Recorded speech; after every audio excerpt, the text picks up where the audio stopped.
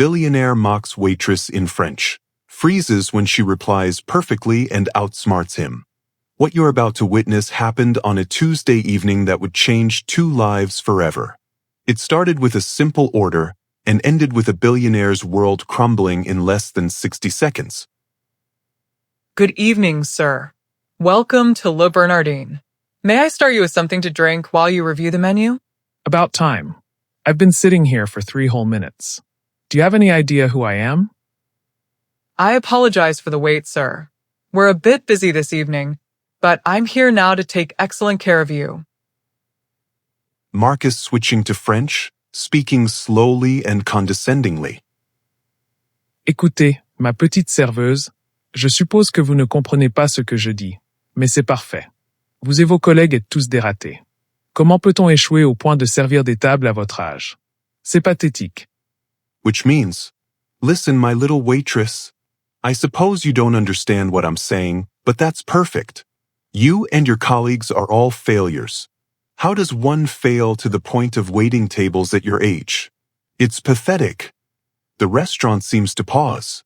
Other diners glance over, sensing the tension. Claire stands perfectly still for 3 seconds, 3 seconds that feel like an eternity. Then, something extraordinary happens. Her posture straightens, her chin lifts slightly, and when she speaks, her voice carries the unmistakable authority of someone who has just shifted the entire power dynamic. Then she responds in perfect, elegant French. Monsieur Blackwell, je comprends parfaitement chaque mot que vous venez de prononcer. Et permettez-moi de vous répondre dans votre langue maternelle. Then she quickly switches to flawless English. Your usual Dom Perignon 2010, or would you prefer something that matches your character tonight? In that moment, Marcus Blackwell, worth $2.3 billion, owner of 3 tech companies, and a man who had never been caught off guard in his life, realized he had just made the biggest mistake of his evening. But this was only the beginning. Let's rewind 12 hours to understand how we got here. Because the story of Marcus Blackwell and Claire Martinez isn't just about a moment of linguistic humiliation, it's about 2 people whose paths should never have crossed, living in worlds so different they might as well have been on separate planets. Marcus Blackwell woke that Tuesday morning in his $40 million Manhattan penthouse, the kind of place where the bathroom alone costs more than most people's homes. As his personal assistant prepared his schedule over artisanal coffee that cost $60 per cup, Marcus reviewed the morning's financial reports on his tablet. His 3 tech companies, Blue Chip Analytics, Quantum Solutions, and Data Flow Industries, had collectively earned him another $1.2 million overnight. Not bad for sleeping, he thought, the same smug satisfaction he'd felt every morning since inheriting his father's empire at 25. But here's what Marcus didn't know about money. When you've never been without it, you can't possibly understand its true value. He'd been born into wealth that stretched back 4 generations. His great-great-grandfather had built the family fortune in steel. His great-grandfather expanded it into oil. His grandfather diversified into real estate. His father conquered technology. And Marcus? Marcus had simply maintained it. He'd never worked a service job, never worried about rent, never had to choose between buying groceries or paying for gas. He'd attended Princeton not because he was brilliant, but because the Blackwell name opened every door. He'd launched his first company with a $20 million loan from Daddy that was never expected to be repaid. As his driver navigated the morning traffic toward his Manhattan office, Marcus scrolled through emails from employees he'd never met, approving layoffs for people whose names he'd never learned, all while seated in leather that cost more than their annual salaries. "Sir," his assistant Catherine said from the seat across from him, "you have dinner at Le Bernardin tonight with the Peterson account. They're considering our data analytics package." "Good," Marcus replied without looking up. "Make sure they understand we're doing them a favor even meeting with them." This was Marcus Blackwell's world, a place where people existed to serve him, where money solved every problem, and where he genuinely believed his wealth made him superior to everyone else. Welcome back, my wonderful and lovely family. If you're new here, please let me know where you're watching from. Hit the subscribe button so you don't miss the rest of the story. Hitting the notification button would ensure you're the first to see the next story. 3 miles away in Queens, Claire Martinez's alarm buzzed at 5:30 a.m. in her studio apartment that she shared with 2 roommates. The rent was still too high, but it was what they could manage between Claire's 3 jobs and her roommate's gig work. Claire had exactly 45 minutes to shower, grab coffee, and catch the subway to her first job at a tutoring center in Brooklyn, where she taught advanced mathematics to high school students. Her second job started at 2 p.m., administrative work at Columbia University's philosophy department. Her third job, the evening shift at Le Bernardin, began at 5 p.m. But here's what nobody at any of those jobs knew about Claire Martinez. She was quite possibly the most overqualified waitress in New York City. Dr. Claire Martinez, yes, doctor, had earned her PhD in philosophy from Columbia University just 8 months earlier. Her dissertation, Social Stratification and Moral Obligation in Post-Industrial Society, had been praised by her committee as groundbreaking. She spoke 6 languages fluently: English, Spanish, French, Italian, Mandarin, and German. She had published papers in 3 academic journals and had been offered a teaching position at a small college in Vermont. But Claire had turned down that position because the salary wouldn't cover her mother's medical bills. Her mother, Isabella Martinez, had been fighting stage 3 breast cancer for 2 years. The treatments, even with insurance, cost more than Claire could earn as an adjunct professor making $35,000 a year. So Dr. Claire Martinez became Claire the waitress, Claire the tutor, Claire the administrator. She worked 70 hours a week to afford her mother's treatment, her own student loans, and basic survival in one of the world's most expensive cities. As she stood on the crowded subway that Tuesday evening, heading to her shift at Le Bernardin, Claire reviewed Mandarin vocabulary on her phone. She was teaching herself the language by listening to podcasts during her commute, the same commute that took her past Marcus Blackwell's office building every single day. 2 people, same city, lives intersecting only in the physical space they shared, but worlds apart in every other way that mattered. Claire arrived at Le Bernardin at 4:45 p.m., 15 minutes early as always. She changed into her uniform in the staff room, checked her appearance in the mirror, and practiced her smile. The professional smile that had served her well in all her jobs, the smile that helped her earn the tips that kept her mother alive. "Claire," called James, the restaurant manager, "I'm putting you on Section 4 tonight. We've got some high-profile clients coming in." Section 4 included Table 12, where Marcus Blackwell would be sitting in exactly 3 hours. As Claire tied her apron and reviewed the evening specials, Marcus was concluding his business day by firing 12 people via email. He didn't know their names, didn't care about their families, and certainly didn't consider how they'd pay their bills or feed their children. They were simply numbers on a spreadsheet that needed to be reduced to increase quarterly profits. "Catherine," he called to his assistant, "cancel my gym session. I want to get to Le Bernardin early. I hate waiting."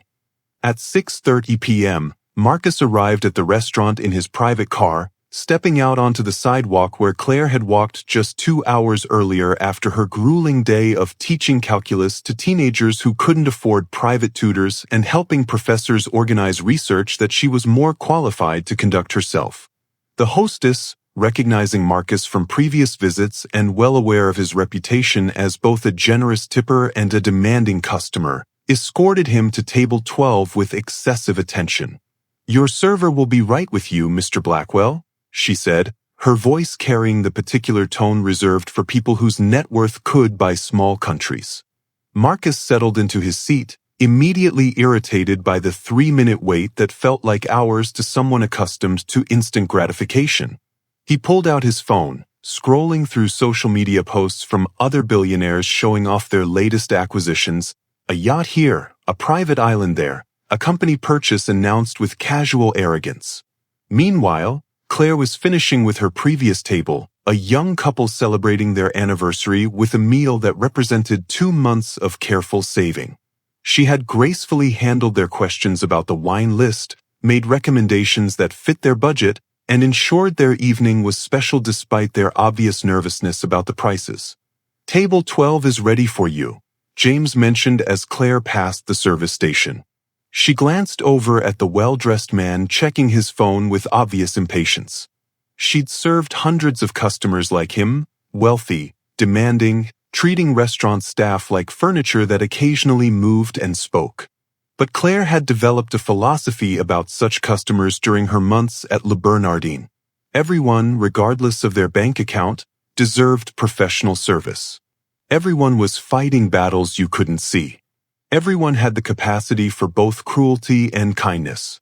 As she approached table 12, Claire had no idea that she was about to meet someone who would challenge every generous assumption she'd made about human nature. Marcus looked up as she approached, and in that moment, two worlds were about to collide in a way that neither of them could have predicted. The stage was set. The players were in position. And what happened next would become a viral sensation that would change both of their lives forever. Which brings us back to that moment, that perfect storm of arrogance meeting intelligence, privilege encountering dignity, and assumption colliding headfirst with reality. The silence that followed Claire's response stretched across the restaurant like a held breath. Other diners had stopped their conversations, sensing something electric in the air. Marcus sat frozen, his face cycling through emotions like a broken traffic light: shock, embarrassment, anger, and something that might have been fear. Claire stood perfectly still, her hands clasped behind her back in the professional pose she'd perfected over months of serving entitled customers. But there was something different in her posture now, a subtle straightening that suggested the balance of power had fundamentally shifted. Marcus cleared his throat, trying to regain composure, but his voice cracked slightly when he spoke. How did you?" He stopped, realizing that admitting surprise would confirm his initial insult had been intentional. Claire tilted her head slightly, her expression maintaining perfect professional neutrality. "Did you have a question about the menu, sir? Or would you prefer to continue our conversation in French? I'm quite comfortable with either." The word "sir" carried a weight that made it clear she knew exactly who he was, which somehow made everything worse. Marcus felt something he hadn't experienced in years: genuine embarrassment. His face reddened as he realized that other customers were now openly staring at their table. "You knew who I was," he said, his voice lower now but no less accusatory. "Mr. Marcus Blackwell, CEO of Blue Chip Analytics, Quantum Solutions, and Data Flow Industries," Claire replied smoothly. "Net worth approximately $2.3 billion, according to Forbes. Graduate of Princeton University, class of 2018. Son of the late Richard Blackwell, founder of Blackwell Industries." Each fact landed like a small explosion. Marcus's hands began to shake slightly, not from fear, but from rage. How dare this waitress, this nobody, recite his biography like she was reading from Wikipedia? "Then you know you're making a mistake," he said, his voice gaining strength from anger. "Do you have any idea what kind of connections I have? What I could do to your career?" Claire's smile didn't waver, but something flickered in her eyes, not fear, but perhaps disappointment. "My career? You mean my career as a waitress? Or are you referring to my other careers?" "Other careers?" Marcus scoffed. "What? You're an aspiring actress like every other server in the city?" "Not exactly." Claire's voice remained steady, professional, but now carried an edge that cut through the restaurant's ambient noise. "Would you like me to continue in French, or would you prefer Italian? Spanish? Mandarin? German? I'm afraid those are the only languages I'm fluent in, but I'm working on Arabic in my spare time." The conversation at neighboring tables had completely stopped. A businessman at table 15 was discreetly recording with his phone. A couple at table 8 was leaning forward, not even pretending to look at their menus. Marcus felt his carefully constructed world tilting off its axis. This wasn't how these interactions were supposed to go. Service workers were supposed to be grateful, deferential, maybe a little bit afraid. They weren't supposed to be whatever this was. Fine, he said, switching to Italian with the confidence of someone who'd spent a summer in Tuscany during college. Sei così intelligent, dimmi cosa pensi di me. Claire's response came without hesitation, her Italian carrying the musical fluidity of someone who hadn't just vacationed in the country but had studied its literature. Penso che tu sia un uomo che ha confuso la ricchezza con il valore, Illinois potere con il carattere, e il privilegio con la superiorità. Ma soprattutto, penso che tu non abbia mai imparato la differenza tra essere temuto ed essere rispettato. Translation: I think you're a man who has confused wealth with worth, power with character, and privilege with superiority. But most importantly, I think you've never learned the difference between being feared and being respected. The words hung in the air like incense, beautiful and suffocating. Marcus understood enough Italian to catch the general meaning, and what he understood made his blood pressure spike. Around them, the restaurant had become a theater, and he was rapidly discovering he wasn't the star, he was the villain. Marcus pushed back from the table, his chair scraping against the marble floor with a sound that made everyone wince. He stood up, towering over Claire by a foot, using his height as intimidation, a tactic that had worked in boardrooms filled with men who understood power only as dominance. Claire didn't step back. She didn't even look up at him immediately. Instead, she calmly adjusted the position of his water glass, wiped an invisible spot from the table with her cloth, and then raised her eyes to meet his with the kind of steady gaze usually reserved for equals. "Sit down," Marcus said, his voice carrying the authority of someone accustomed to being obeyed. "I'd prefer to stand while working, thank you," Claire replied. "It's better for maintaining proper service posture. But please, you're welcome to sit whenever you're comfortable." The reversal was so subtle and so complete that it took Marcus a moment to realize he'd just been dismissed. The waitress had just told him he could sit down in his own chair, at his own table, in a restaurant where his single meal cost more than most people earned in a week. "Do you know what I could do to you?" he asked, his voice rising slightly. "One phone call to your manager, one negative review, one complaint to corporate, and you'll be unemployed by tomorrow morning." Claire nodded thoughtfully. "You absolutely could do that, Mr. Blackwell. You have that power, and I have no doubt you've used it before." Marcus felt a moment of satisfaction. Finally, she was acknowledging reality. "However," Claire continued, "before you make that call, you might want to consider a few things. First, this conversation is already being recorded by at least 3 customers. Second, Le Bernardin's corporate policy actually protects employees from retaliation when customers behave inappropriately. And third," she paused, and for the first time that evening, her professional mask slipped just enough to reveal something sharper underneath. "Third, you might want to reconsider threatening someone who knows exactly how your companies have been manipulating their tax obligations through offshore shell companies, particularly your Cayman Islands operations that are technically illegal under the 2021 Corporate Transparency Act." The color drained from Marcus's face so quickly that Claire actually took a step forward, concerned he might faint. "How could you possibly?" he whispered. "Know that?" Claire finished. "It's public information if you know where to look. I mean, it's buried in SEC filings and requires understanding both international tax law and corporate governance structures, but it's there, along with some very interesting patterns in your employee termination rates that suggest systematic discrimination in violation of federal employment law." Marcus sat down heavily, no longer caring about maintaining his dominant position. "Who are you?" For the first time that evening, Claire's smile became genuine rather than professional. "I'm someone who spent 4 years studying social stratification, economic inequality, and moral philosophy. I wrote my doctoral dissertation on exactly the kind of behavior you've been exhibiting tonight. And I've been watching your companies for months because they represent a perfect case study in everything that's wrong with modern capitalism." "Doctoral dissertation?" Marcus's voice was barely audible.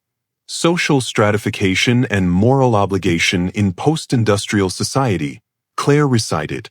Columbia University, defended 8 months ago. My committee said it was some of the most insightful analysis of wealth-based class systems they'd ever read.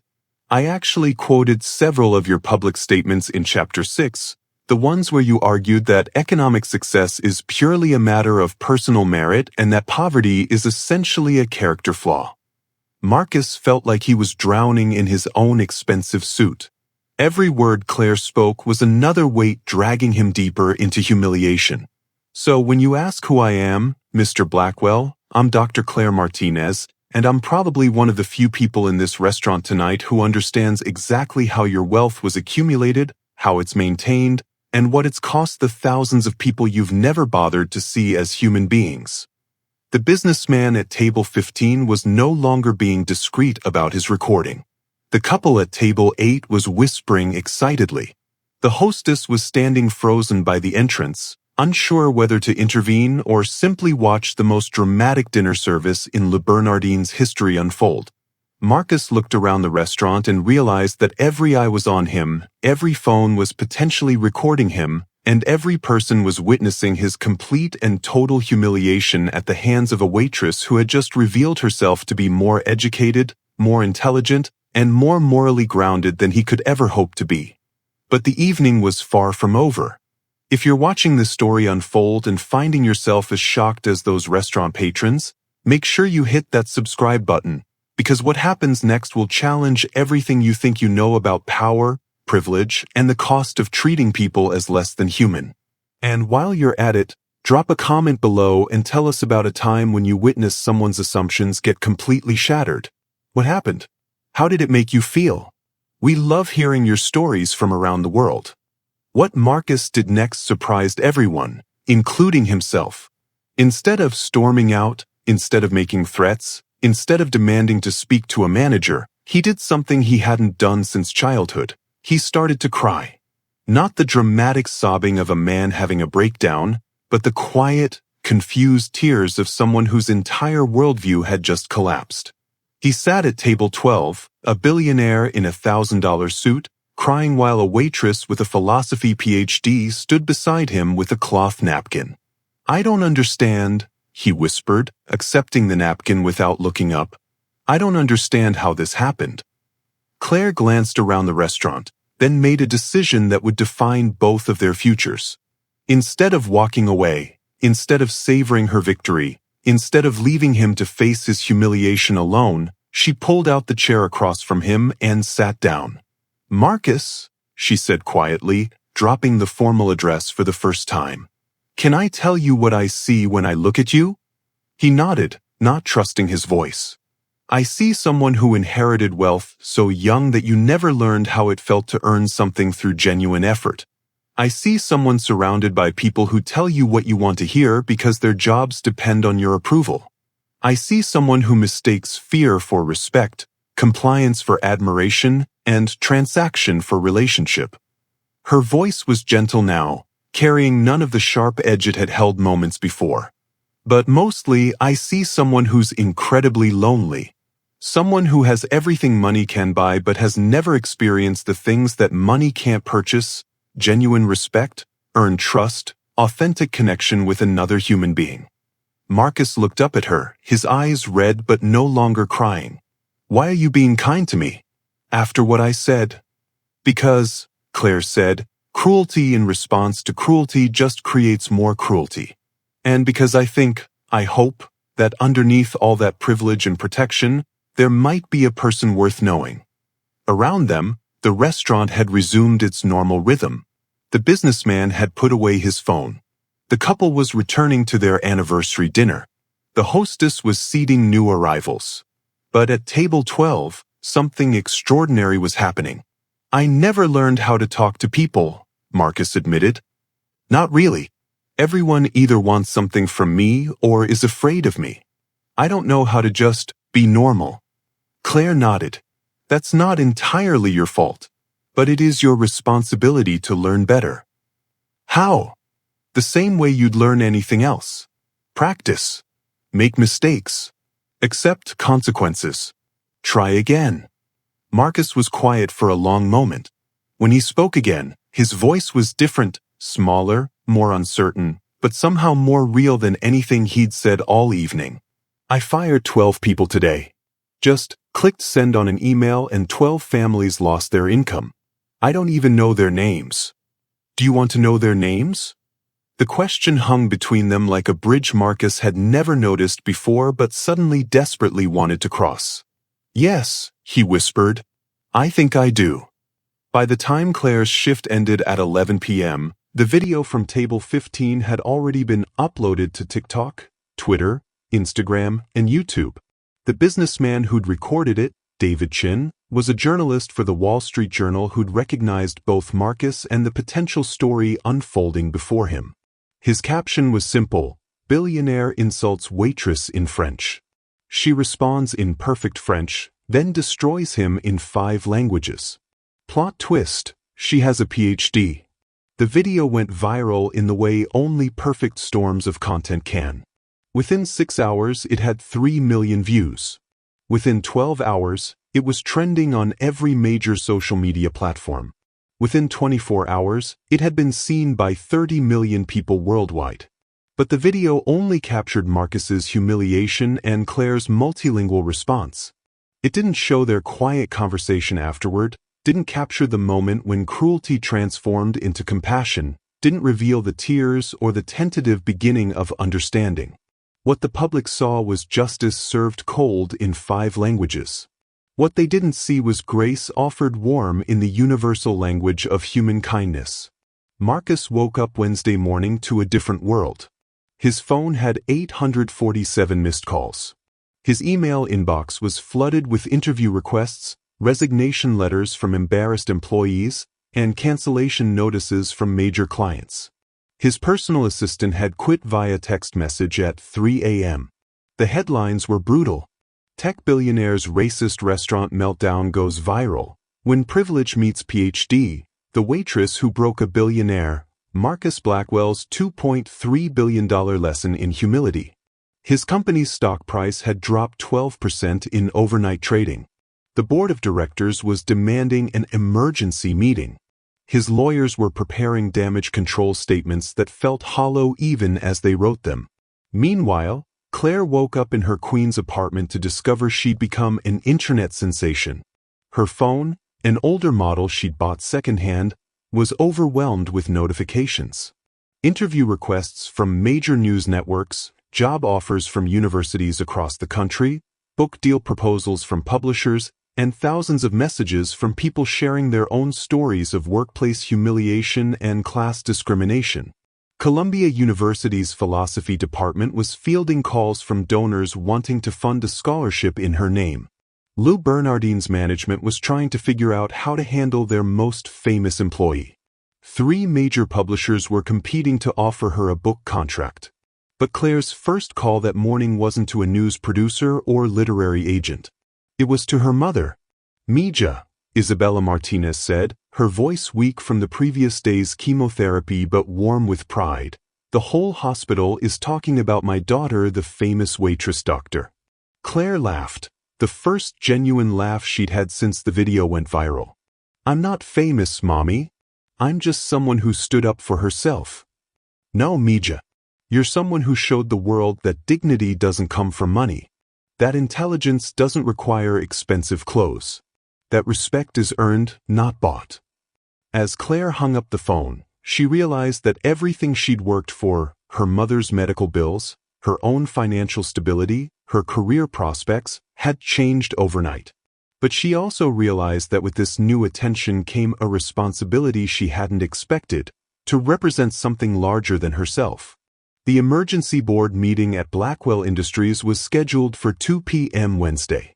Marcus arrived to find the conference room filled with the kind of tension that precedes either revolution or execution. Board Chairman William Hartwell, a man who'd worked with Marcus's father for 30 years, didn't waste time on pleasantries.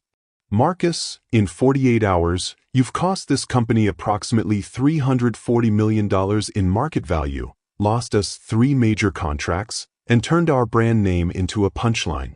What do you have to say for yourself?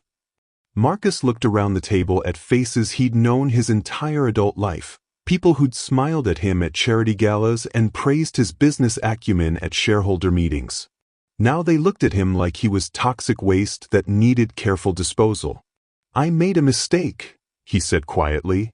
"A mistake." Board member Sarah Chin leaned forward.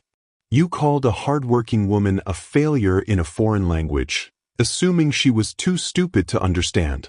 That's not a mistake, Marcus. That's who you are. And apparently, it's who we've been enabling." The words hit harder than any financial loss. Marcus realized that his humiliation at the restaurant was just the beginning. He was about to lose everything his family had built, not because of a bad business decision or market forces, but because of who he'd revealed himself to be when he thought no one was watching. "I want to make this right," he said. "How?" Hartwell's voice carried 4 decades of business experience and exactly 0 patience. "How do you make right a lifetime of treating people as disposable? How do you undo the damage to our reputation, our partnerships, our employee morale?" Marcus was quiet for a long moment. When he spoke, his voice carried a resolution that surprised everyone, including himself. "I want to step down as CEO." The room fell silent. "I want to use my majority shareholding to restructure the company. Better employee benefits, higher wages for our lowest paid workers, transparent promotion processes, and a commitment to ethical business practices that go beyond legal requirements." "Marcus," Hartwell said slowly, "are you having a breakdown?" "No," Marcus replied, and for the first time in his life, he felt completely clear about something. "I'm finally waking up." The board meeting continued for 3 hours, but the real transformation was happening 30 miles away in a small coffee shop near Columbia University, where Claire Martinez was having a very different kind of reckoning.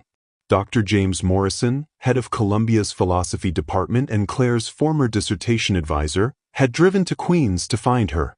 He sat across from her in a booth that had seen better decades, nursing coffee that cost less than the foam art at Marcus's usual spots.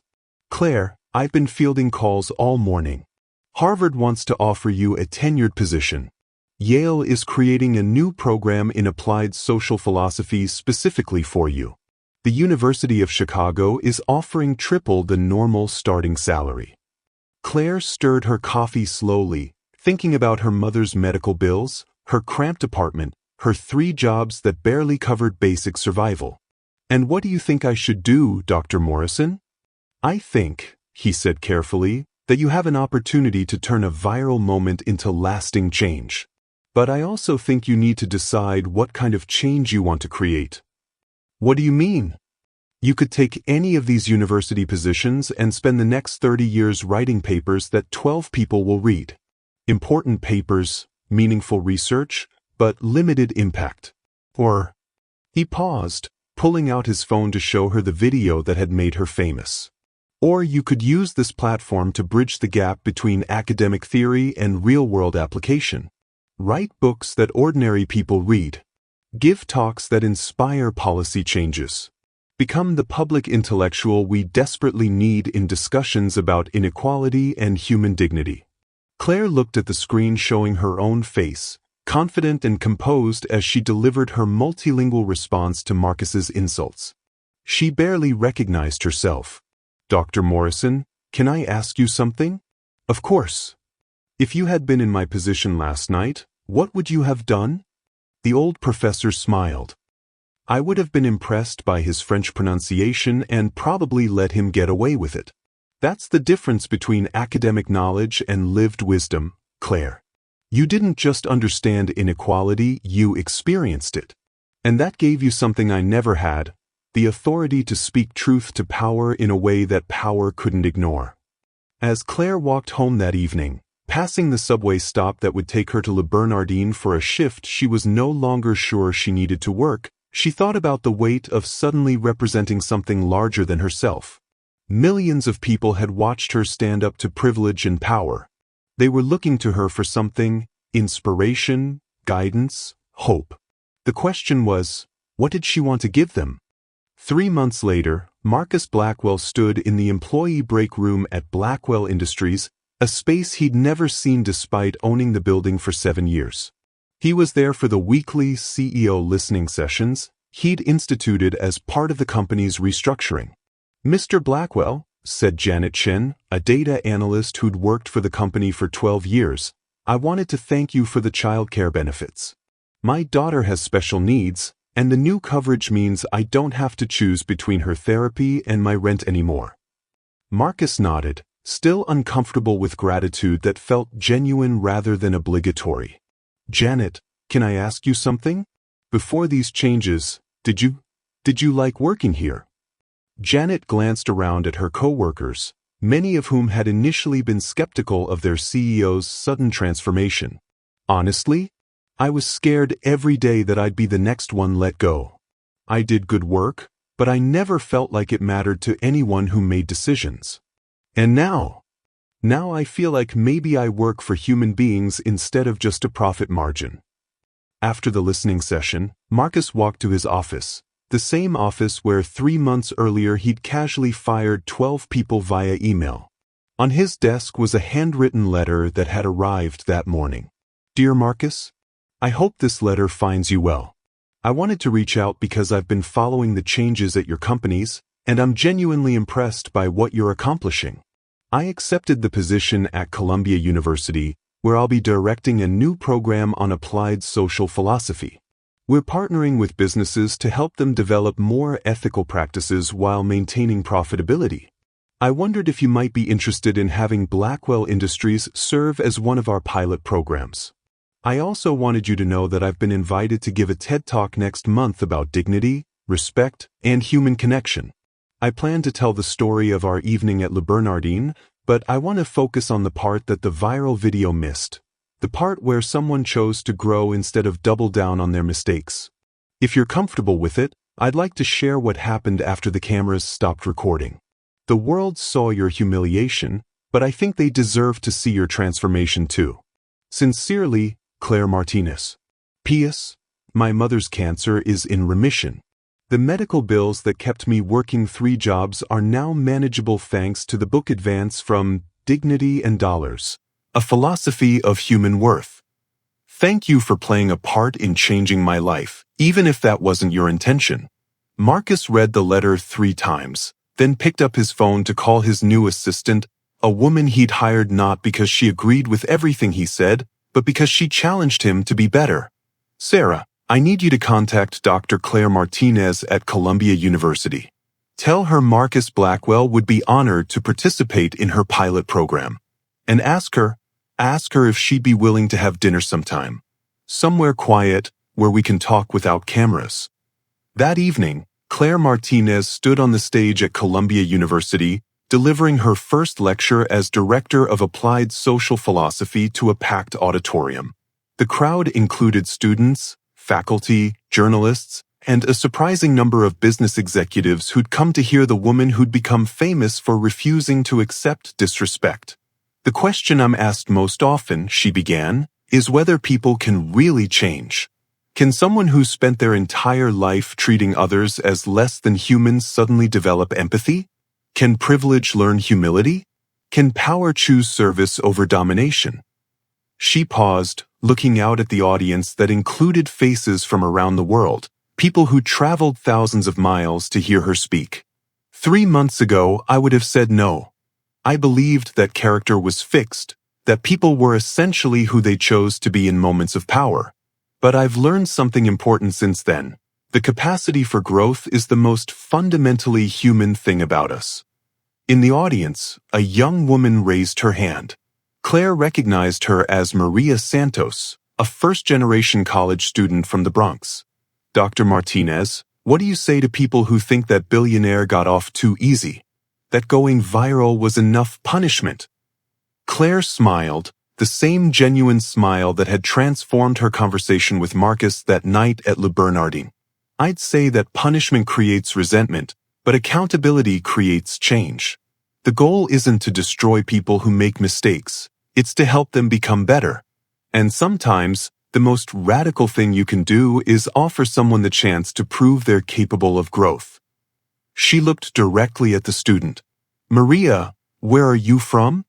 The Bronx, Dr. Martinez. And what's your dream? I want to be a social worker, to help kids like I used to be. Claire nodded. Then you already understand what I'm talking about. You know that everyone is worth more than their worst moment, that everyone deserves a chance to be better than they've been. That's not naive optimism. That's revolutionary hope. The applause that followed wasn't just appreciation for a good speech. It was recognition of a truth that resonated across every background, every struggle, every experience of being underestimated or overlooked. As Claire left the stage that night, she thought about the viral video that had changed her life. Millions of people had watched her defend her dignity in 5 languages, but what she hoped they'd really learned was simpler, that every human interaction is an opportunity to choose between building walls or building bridges. Her phone buzzed with a text message. Watched your lecture online. Dinner next week? I'd like to learn more about building bridges. Marcus. Claire smiled as she typed her response. I'd be happy to continue the conversation. But fair warning, I'm still working on my Arabic. And there you have it. The story of how a moment of casual cruelty became a catalyst for genuine change. It's a reminder that dignity isn't determined by your bank account, that intelligence comes in many forms, and that sometimes the most powerful thing you can do is see the humanity in someone who's forgotten how to see it in others. What would you have done in Claire's situation? Would you have walked away, delivered the comeback, or chosen the harder path of compassion? Drop your thoughts in the comments below. We want to hear from viewers around the world about times when you've witnessed arrogance meet its match, or when you've seen someone choose growth over grudges. The annual Columbia University Philosophy Department Gala was held at the Metropolitan Museum of Art, a far cry from the cramped coffee shops where Claire had once graded papers between her 3 jobs. As the newly tenured Professor Martinez moved through the crowd of donors, academics, and social activists, she carried herself with the same quiet dignity she'd shown that night at Le Bernardin, but now it was supported by financial security and professional recognition. Dr. Martinez, called a familiar voice. She turned to see David Chin, the Wall Street Journal reporter whose video had started it all. I wanted to thank you again for the exclusive interview series. The follow-up pieces on corporate reform have been our most read content this year. Claire smiled. How's Marcus doing with the new shareholders? Better than anyone expected. Blackwell Industries' employee satisfaction ratings are the highest in the tech sector, and their profits are actually up 18% since the restructuring. Turns out treating people with dignity is good business. Across the room, Claire spotted a familiar figure examining a Renaissance sculpture. Marcus Blackwell looked different than he had a year ago. Not just the slightly more casual attire or the fact that he was attending an academic event, but something in his posture that suggested comfort rather than dominance. He noticed her watching and walked over with the hesitant smile of someone still learning how to navigate genuine friendship. Claire, congratulations on the tenure announcement. Well deserved. Thank you. And congratulations on the B Corp certification. I heard you're the first multi-billion-dollar company to achieve that level of social responsibility standards. Marcus nodded, then looked slightly embarrassed. I had a good teacher. They stood in comfortable silence for a moment, watching the crowd of people who represented the intersection of academia, activism, and social change. Marcus, can I ask you something? Of course. Do you ever regret that night? Not your behavior. I know you regret that, but the consequences? Losing the old version of your life. Marcus considered the question seriously. A year ago, I had more money than I could spend in 10 lifetimes, but I'd never had a real conversation with another human being. I had the power to change thousands of lives, but I'd never used it to make anyone's life better. I was successful by every measure that society values, but I was completely empty. He gestured toward the crowd around them. Tonight, I'm at a philosophy department gala because I genuinely want to learn about social justice. I know the names of my employees, their families, their struggles. I still have more money than I could spend in 10 lifetimes, but now I'm using it for something that matters. Claire nodded. So no regrets? Only one, Marcus said.